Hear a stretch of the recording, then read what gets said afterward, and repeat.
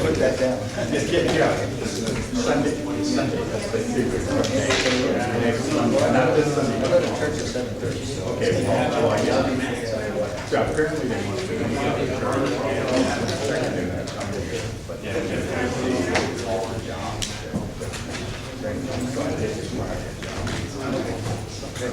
I think it's going to work. All right.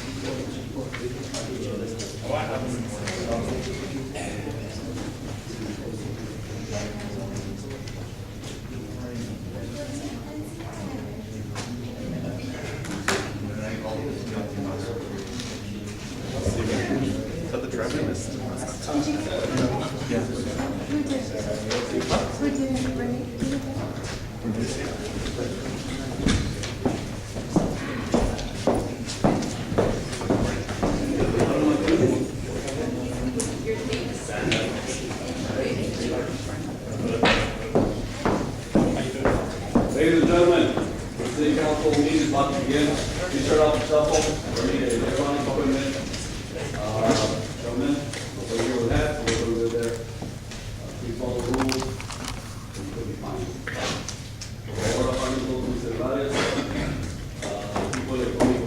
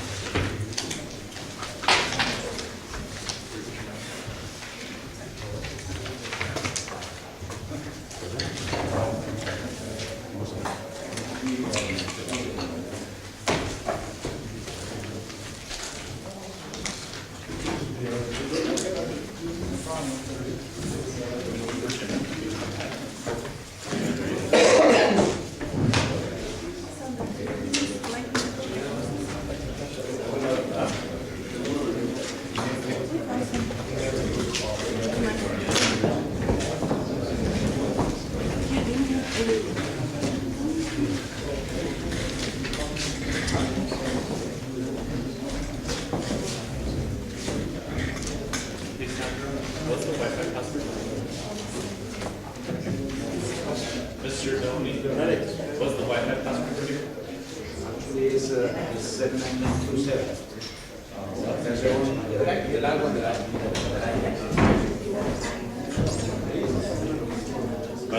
grade security breach on that. I was to the office, and then I saw the community password for school. And I asked him, I was like, what's that? He's like, what's right there in front of you? He's like, it's not secure. He's like, you can just go in there and check it out. I was like, so you put the password on the computer. For the first level. I just thought it was funny because he's like, it's not secure, and we have the password right there. Yeah, but that's what it. Always want to be on the same night. Whether that's one or two. Yeah.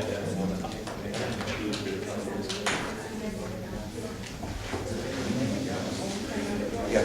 Well, you can if you want. You can just leave it as is.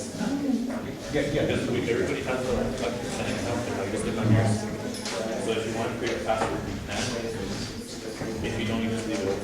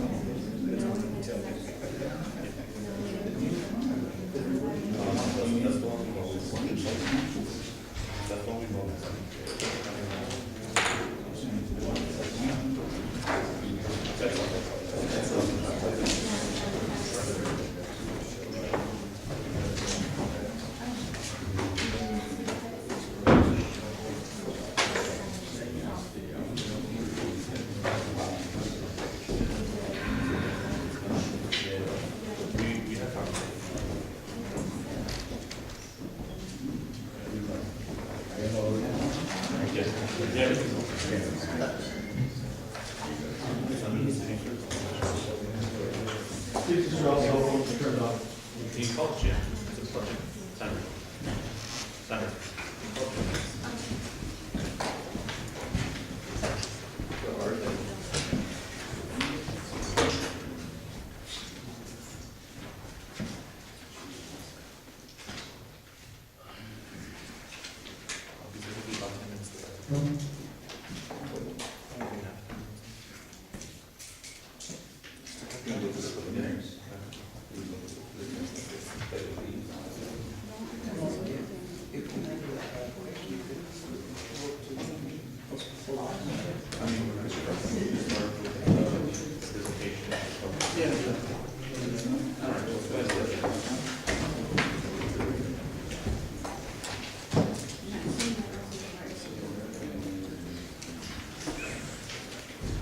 We're gonna start without Jim, just like the basic stuff. Presentation. Yeah, we can start with presentation. 6:05, meeting's not in order. Y'all please rise for pledge of allegiance. Mr. Norfleet.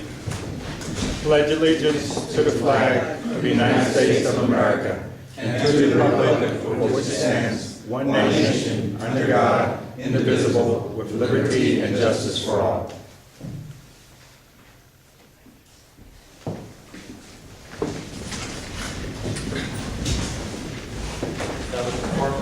Victor Perez. Here. Renee Rodriguez. Here. Joseph Oli. Here.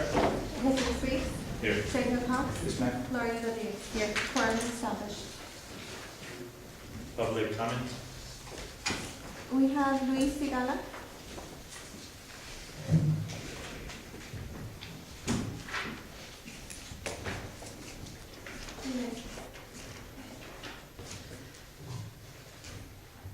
Buenas noches a todos. Buenas noches. Yo quiero saber cuándo nos van a facilitar el dinero a nuestros representantes para que trabajen. Quiero que se pongan de acuerdo para apoyarse unos a otros para poder hacer cosas que necesitamos nosotros mismos, para el bien para todos. Quiero también saber que en la administración pasada el dinero que nos robaron, porque no se vio nada, quiere decir que nos lo robaron. Entonces, necesitamos que hagan muchas cosas, no nomás promesas, viendo aquí y se va a hacer esto, y se va a hacer esto, y no se hace nada. Las obras que necesitamos que hagan son las que ahorita andan poniendo unos parchecitos así chiquitos, gastan más en hacer esos parchecitos andan 5 o 7 hombres trabajando. Se gasta más en esos parchecitos, en esas cositas chiquitas, que hacer un arreglo bien hecho. Que esté bien hecho. Con esta agüita que cayó ahorita, mañana ya se va a empezar a desbaratar lo que han hecho, lo que están haciendo, y ya es puro dinero perdido. Eso ya lo habían arreglado como un mes antes y ya les tuvieron que volver a arreglar. Para la semana que entra lo van a tener que volver a hacer y ahí nos llevamos con puros proyectitos bien chiquitos.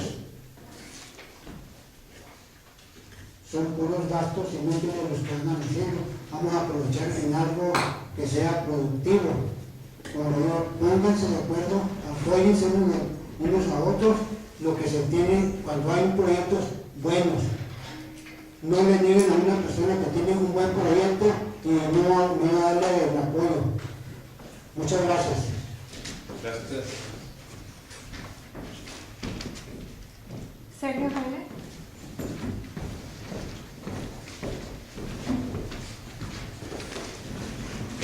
Buenas noches, mi nombre es Sergio Jaime. Yo quería que me hicieran el favor de clarificarme la agenda de parte B, qué es lo que están pidiendo hacer o querer hacer en la parte B de los minutos. ¿Qué es lo que quieren cambiar? ¿Qué? Something about an ordinance that you want to. ¿Cuál ordenanza es? Es una ordenanza. Sí, pero ¿cuál número es esa? Porque es una ordenanza, no es una. Exacto.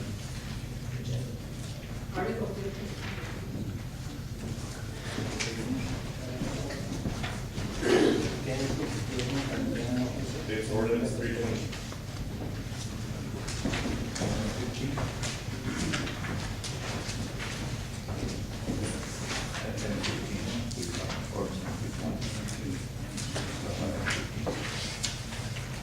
That's in public hearing.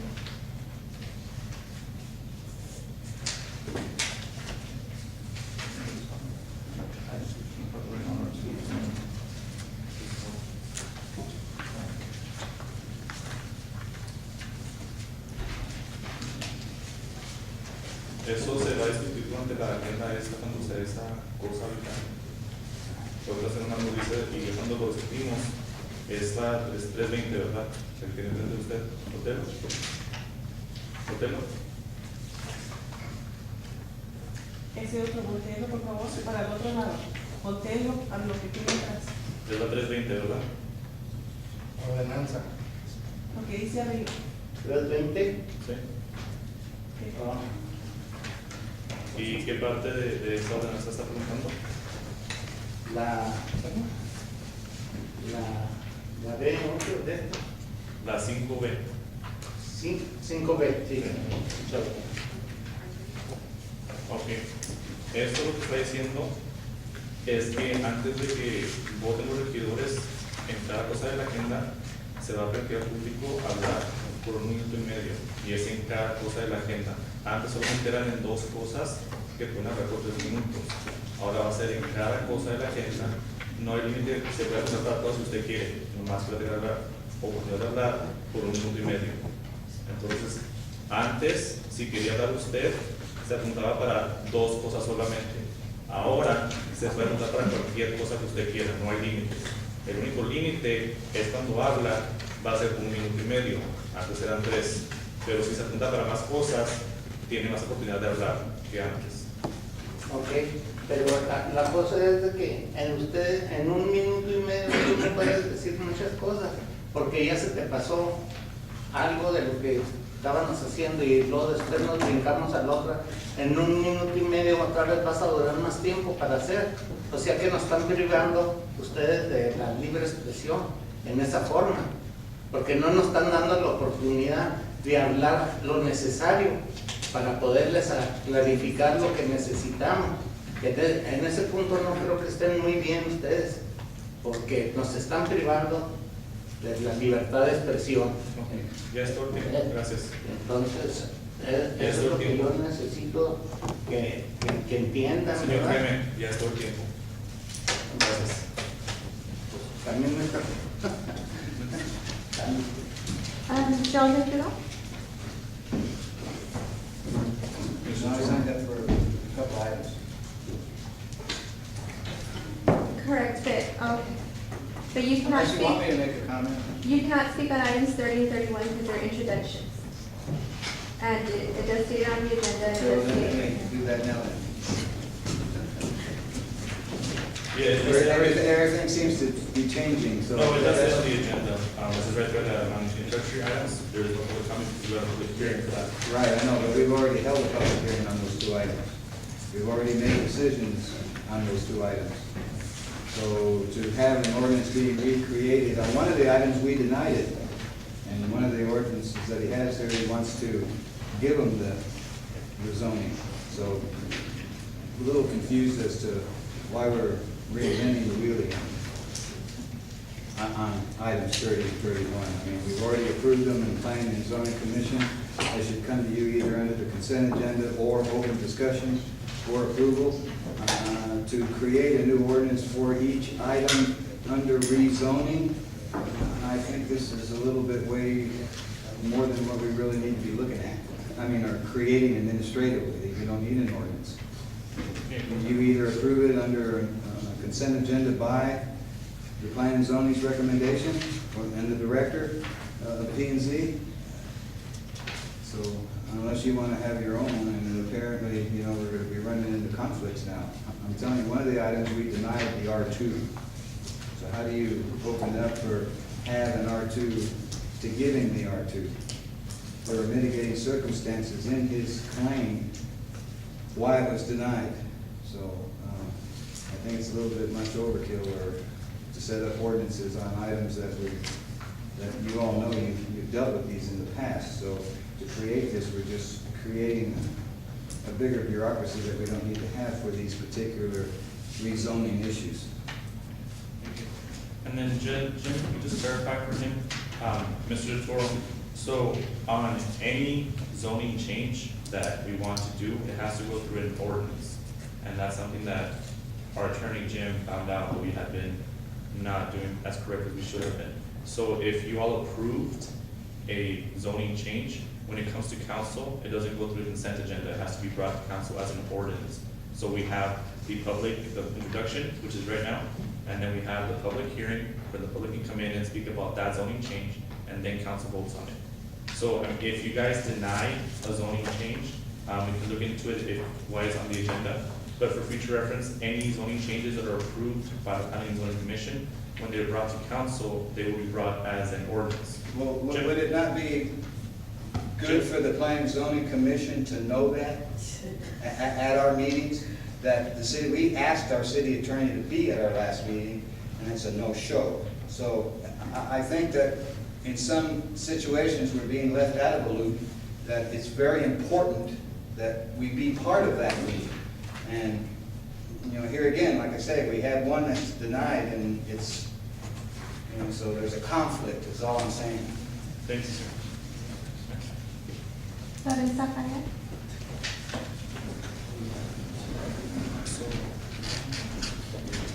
Do you mind if I bring this down?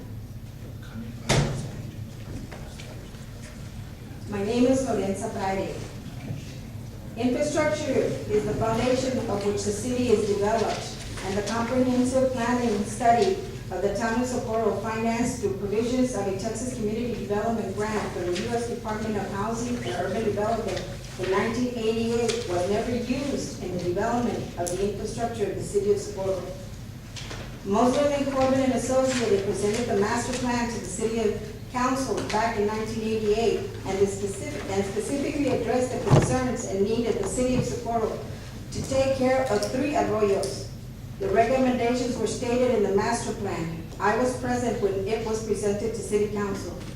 Now, 25 years later, what was recommended to city council by the 1988 master plan by Mosley and Corbin has yet to be done. City council failed to protect the safety and the homes of the citizens of Socorro.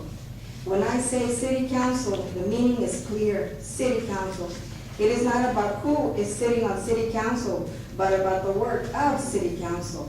Yes, It is the actions of those who chose to take the role of being city council, actions to serve and to use the power provided by the city charter to regulate and control public property, municipal finances, the preservation of public peace and good order, the security and protection of the public health, safety, and welfare, the promotion of trade, commerce, and economic development, the beautification and quality of life within the city. The failure of city council is failing to take care of the infrastructure of the city of Socorro. Now, we the taxpayers are being sued by 30 residents affected by the September heavy rains. In 2009, city council started the process for a master plan, not knowing a master plan was approved by city council in 1988.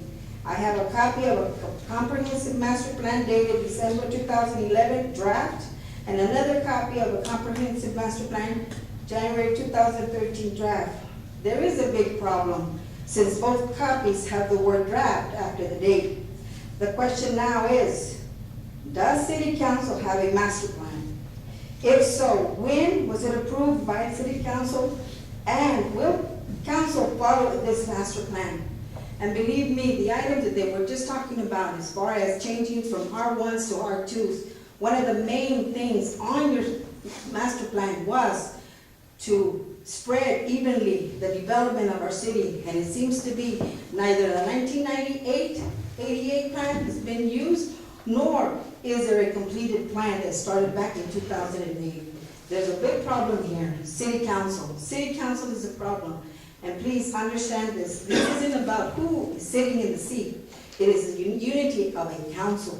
We need a unity of a council to oversee us. And I object to some of these changing of rezonings from an R1 to an R2. Your time's And they're up. not following the procedures that was approved by council. Thank you.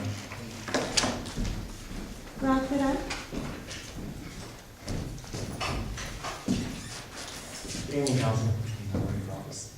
Pardon me? And you're not running for office. I am still not running for office, Mayor. We've been listening tonight to complaints. Well, this is what we come to complain. You are the city council.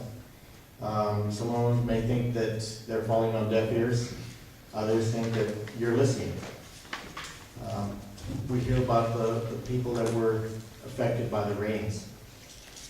Yes, the previous city councils did have an opportunity to remedy the situation, but probably because they didn't want to spend the money, which they did not have.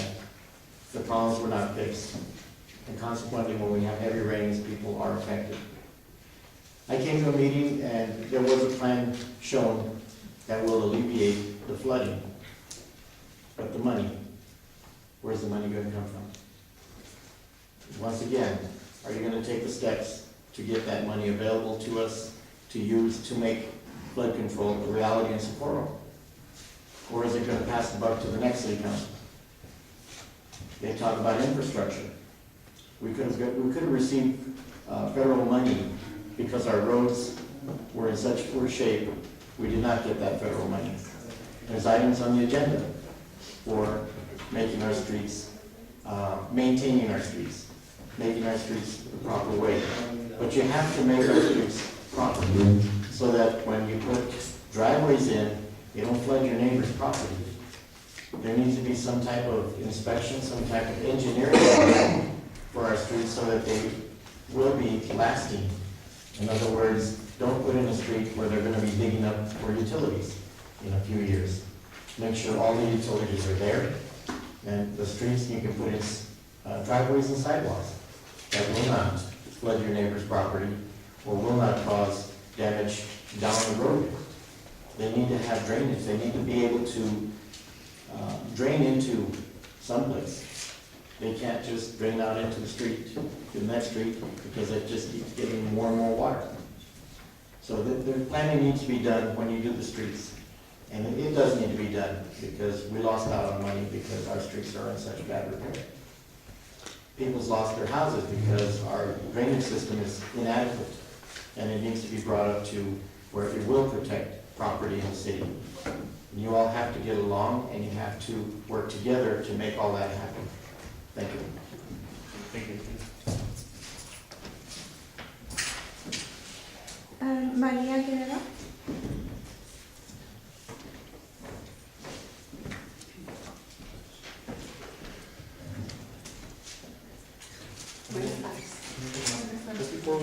speak, I'd like to recognize Commissioner Perez. ¿Perdón? No, voy a consultar al señor Pérez, al comisionado Pérez que está atrás allá, que vino a nuestro contact. Commissioner Perez is here to be presented to us today, so you're welcome to see the court. Buenas tardes. Mi nombre es María Guerrero. Mire, yo tengo como 8 o 10 años que pusieron el drenaje y se me mete el agua para mi casa. Entonces, cuando empezaron con los rayos, yo les dije al señor Gándara, aquí a la señorita presente, que a mí me hacía falta el driving, a ver si me resolvía que no se me metiera el agua presente, que era para mí para eso. Al fin, señor Gándara, hasta la policía me echó para que me quedara en paz y no dijera nada. Esta fue una.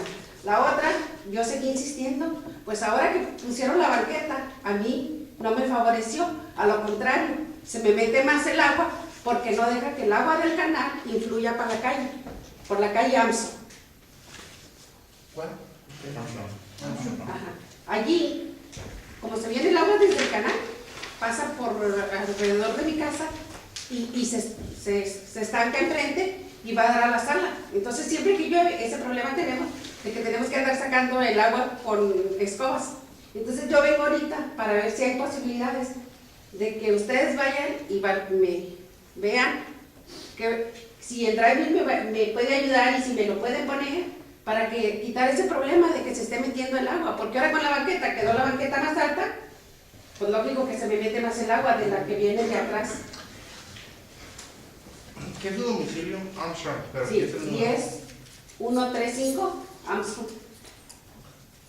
Nada más eso era mi inquietud. Gracias. Gracias.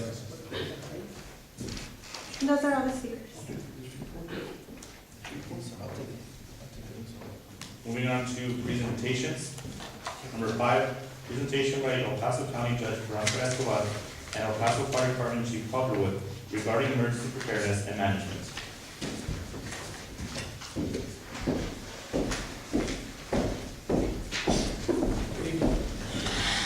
Good evening, Mayor, members of City Council.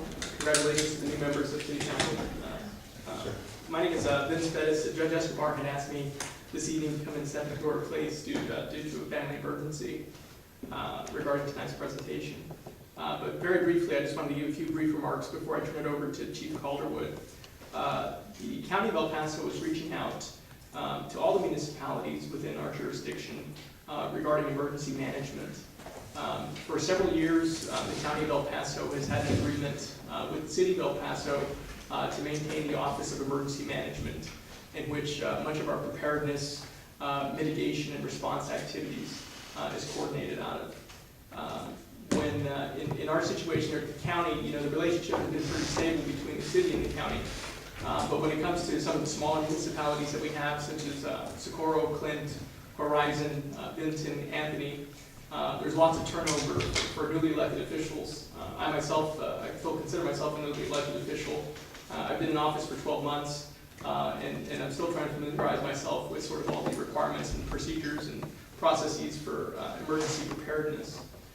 So the county is reaching out to the smaller municipalities to introduce them to Chief Calderwood and so they can become more familiar with the operations of his office and the resources available to you and to us as elected officials, so we can be as prepared as possible for emergency situations that may arise, and that we can have the proper response and resources allocated to address those needs.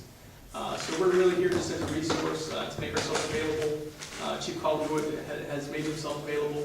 There's going to be an upcoming training session that he's going to talk about, but he has a short presentation that he'd like to give just to discuss the county's emergency management.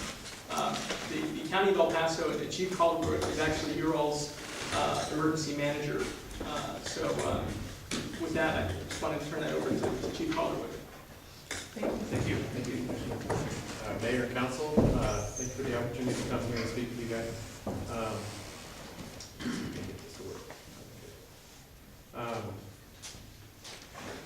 As you know, I work for the Office of Emergency Management. Office of Emergency Management is a separate city-county entity, but it's been managed by somebody from El Paso Fire since 1987. And the El Paso Office of Emergency Management is responsible for any sort of emergency management within the county, and that's the city, the county, and all of the smaller jurisdictions within the county. And some of the responsibilities we have are preparedness, response, recovery, and mitigation. And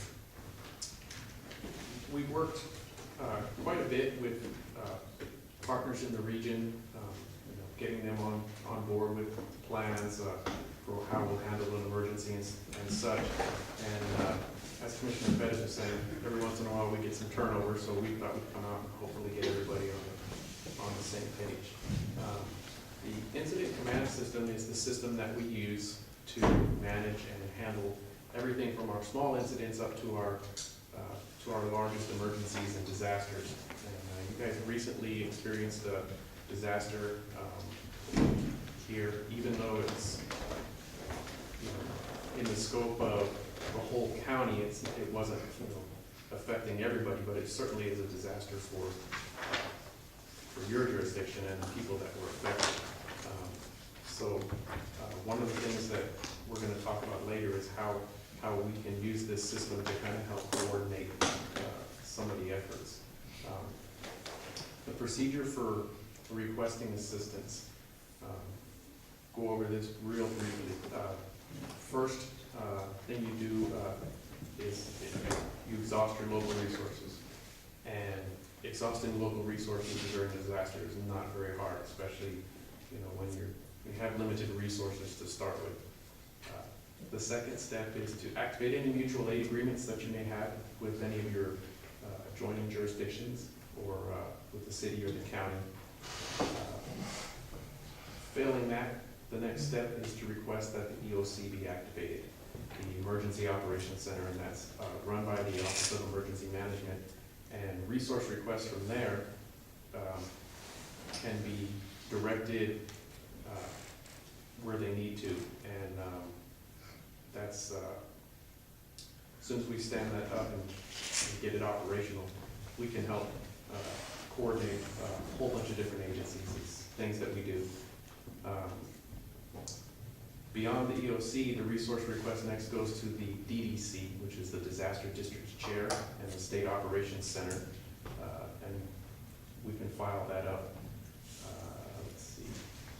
And then the next step would be for the mayor to sign a statement declaring a local disaster. You guys are pretty familiar with that procedure by now, and prepare your disaster summary outline and set it up. Let's see. Okay, so the disaster declaration process. I know you guys just went through it, but we'll kind of go over it real quick again. Notify the emergency management director. That's the mayor. The mayor, as mayor for the city, you're the emergency management director for your jurisdiction. That's by state law. And then complete and submit the disaster declaration form to the governor. And of course, we can help you with that, give you the template, that sort of thing. And if state or federal assistance is being requested, then we'll notify the DEC, TDAM, and the SOC and get that process going along. Things to consider, expectations during the disaster. One of the big things is that during a disaster like that, you kind of have to manage some expectations about what sort of requests, what sort of resources are we going to be able to get locally and in a timely manner, understanding that the other agencies are also affected, and so their resources are stretched. I mean, counties' resources are stretched where they can't, take care of their areas of responsibility. There's going to be very limited resources available, so we may need to come up with some sorts of plans to deal with that. Another expectation that we have that would really be helpful is if we could set up an area incident command. If we have if you guys have a region-wide disaster, if your entire area is being affected, we could set up one incident command post, a unified area command, so that we've got one point of contact to deal with that has situational awareness. That would be really helpful.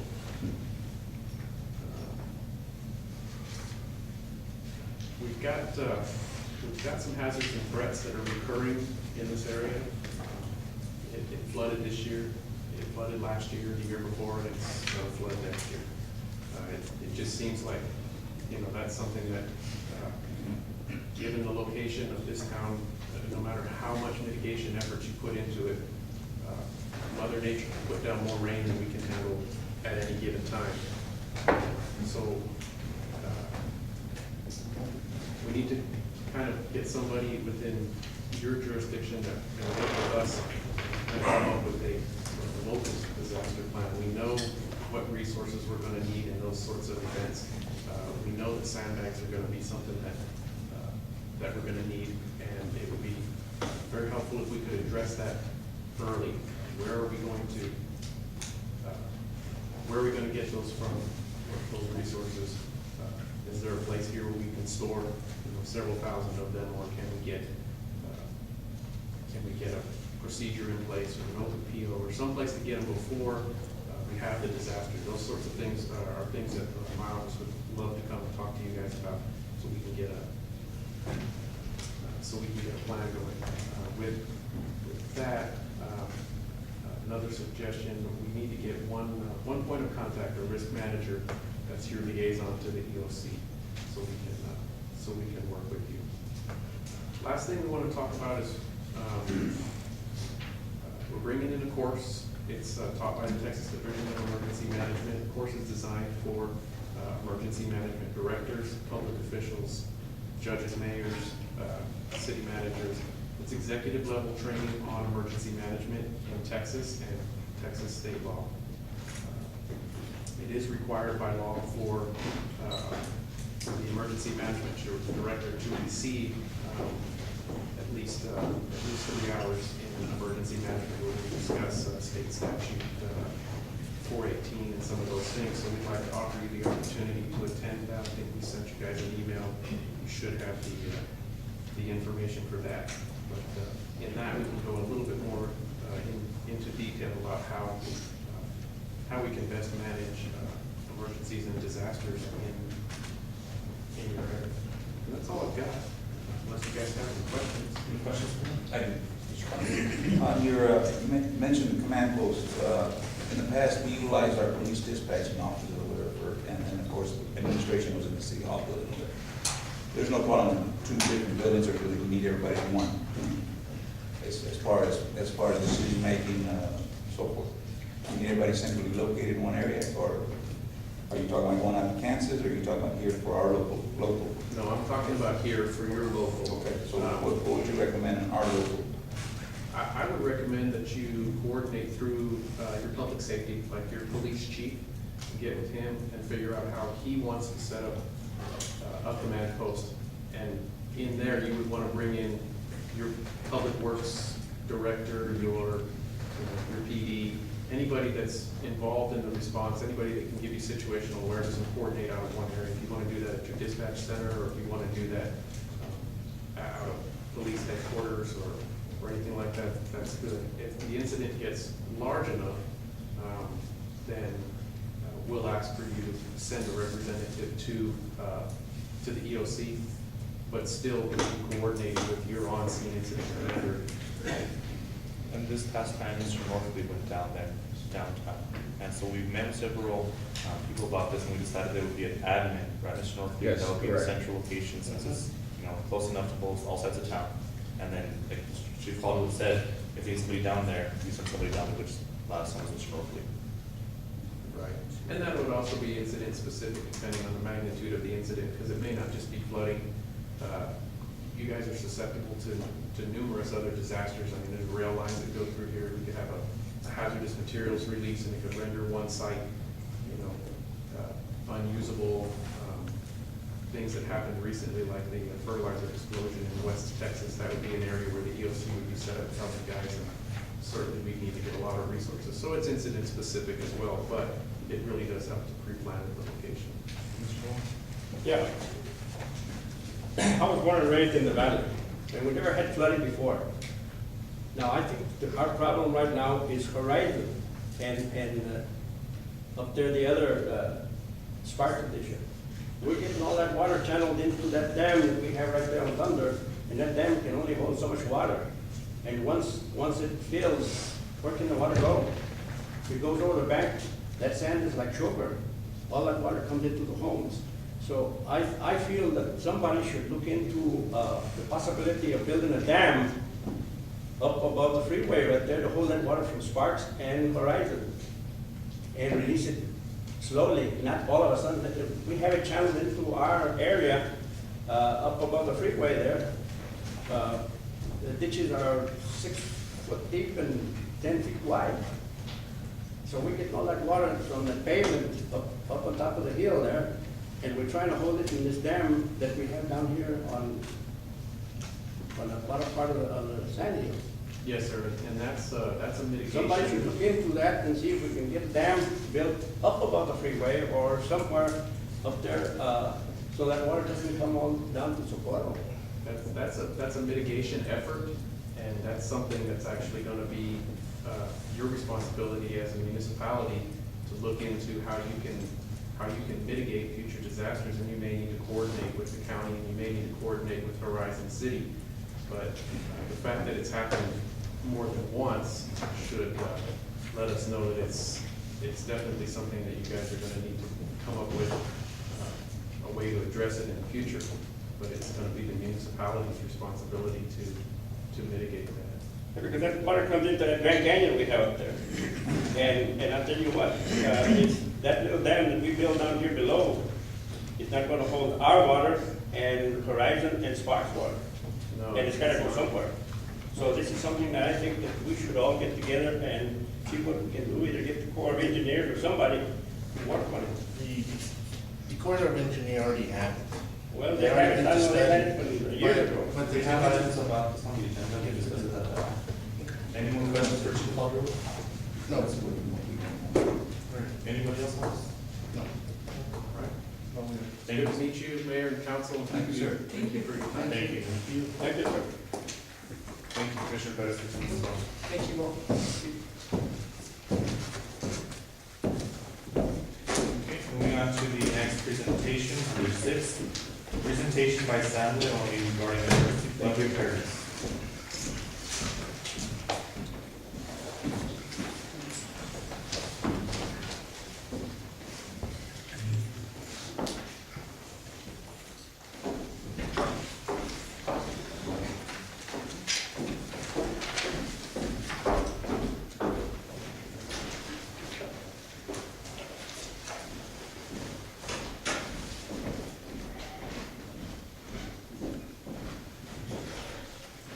So I didn't see that in the list, it didn't say probably emergency national guard.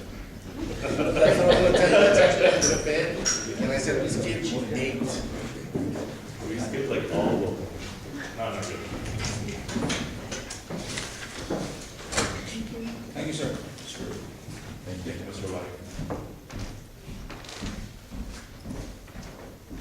Mr. Long, go ahead. Good evening, Mayor, Council. We have discussed in previous meeting about emergency flood preparedness. This is some sort of continuation because there are some new information that we need to consider, and we need your guidance. We already discussed about the arroyos affecting the city of Socorro. This is on the north side, this is on the south side. Obviously, this is I-10. This is the most conflicted areas. Our existing arroyos, the type of maintenance we provide. This is our existing pumps at Starkyard and also on Thunder Road. This is the first reservoir we capture the water. Once we have this kind of chamber, we'll be passing through the excess of water, following the same arroyo path and falling down on Thunder Road, the pond that we have already.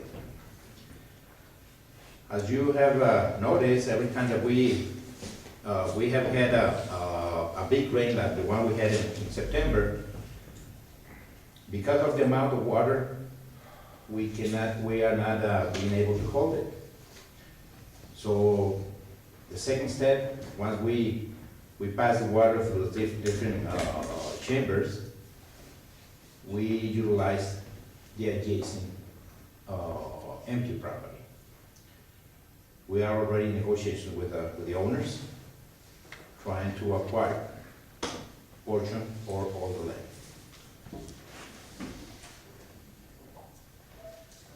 It is important to know that we need to acquire land. We already started with one section. We need to know, and we need your guidance on the additional land that we need to buy. We need to understand that this is a conceptual plan. It's an overall idea to create a mitigation, to manage the water. It's a tremendous amount of water. We all know where that water is created, and we all know that it's our responsibility to take action. So once the city defines a procedure, once the city defines, or with your guidance, to follow a specific plan, which is I'm planning to give you this idea, we need to develop a professional design. We're gonna do it in-house. We're going to participate in that. We're gonna be doing the proper steps to do it. We need to have a soil analysis. We got to have a hydraulic design. We need to have a specific cost estimate.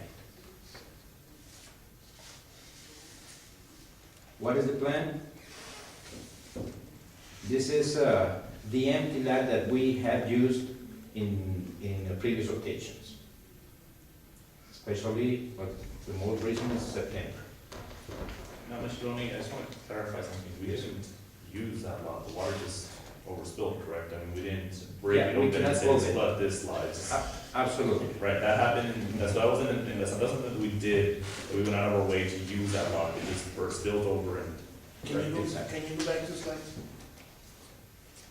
The 3. Okay, can you put the cursor right by the houses on the bottom right? Okay, now make it downward towards that side, the other side, the other side. No, on the other side. Subdivision, On the subdivision. No, on the house, on the first house.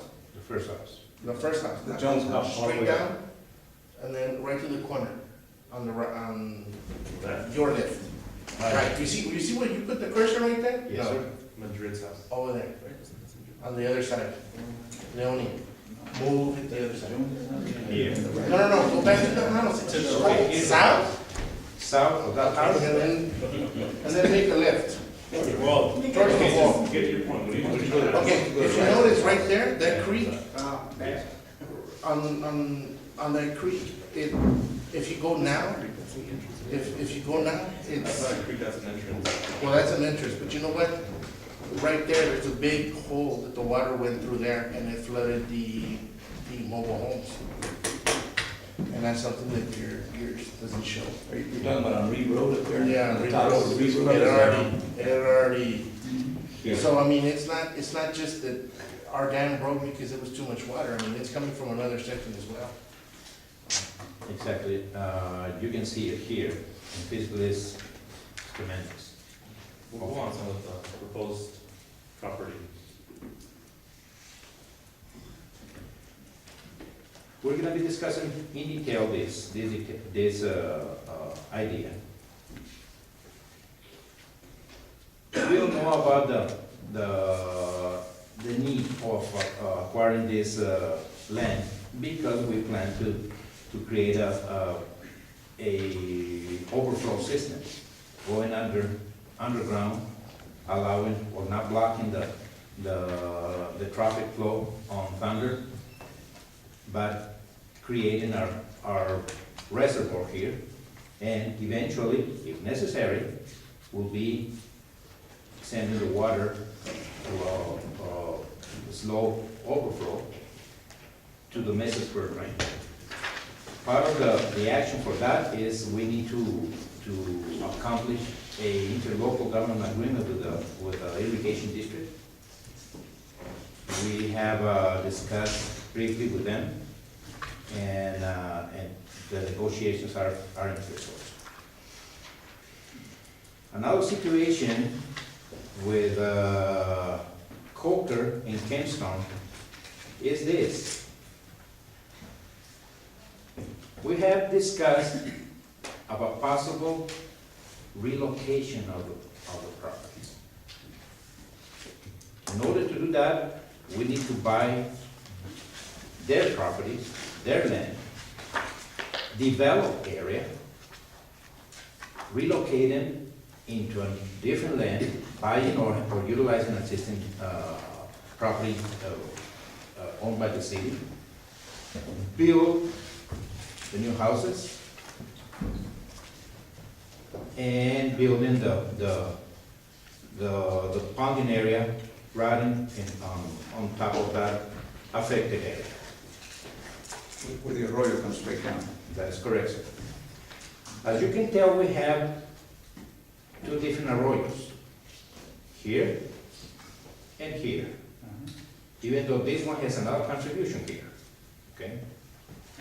But instead of buying this area, this land, that again is developed area, I'm proposing to buy undeveloped area, because putting a reservoir here is not gonna be alleviating the situation of this area. So we're gonna be buying another portion here. So instead of relocating people, instead of buying another land, and instead of building new houses, another possibility will be creating the big ponding area here, capturing the two water contributions, creating our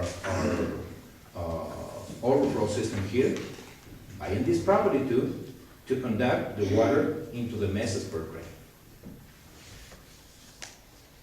Questions, Mr. Cross? I sure do.